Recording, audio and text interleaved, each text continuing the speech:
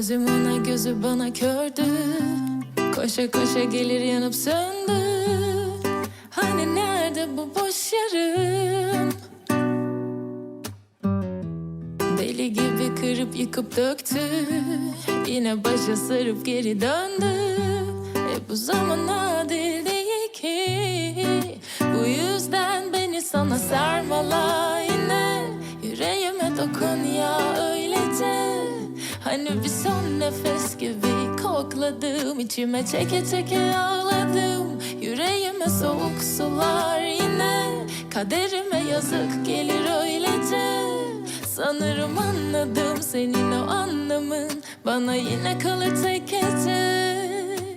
Aşk senin kokun tadına aşk yerim. Doyamadım hiç mağrur gözlerin.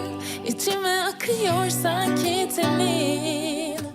Aşk senin kokun adına aşk benim. Yüreğime vurun o zinciri. Gidemem uzağa sensiz geri.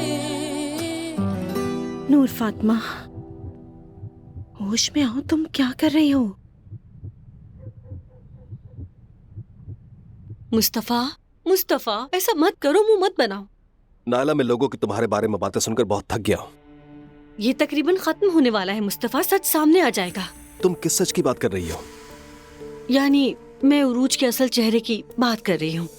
मुझे असलान से कोई भी उम्मीद नहीं है। याद रखो, इंसान जैसा करेगा वैसा ही भरेगा। बराए मेहरबानी अब कंपनी में मत जाना नायला। आखिर क्या जरूरत थी तुम्हें?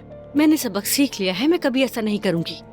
बताना चाहती थी कि मैं बेकसूर हूँ, लेकिन किसी ने नहीं सुनी। किसी को कुछ भी साबित करने की कोशिश बंद कर दो। वैसे भी सिर्फ तुम्हारी और अम्मी की राय मेरे लिए अहम है। बाकी सब अपने किए की सजा जल्द भुगतेंगे। ठीक है, अब किसी को बद्दुआ देने की कोई जरूरत नहीं, ये गुनाह है। नहीं मुस्तफा, ये बद्दुआ नहीं है, इसे छठी हिस्स कह लो।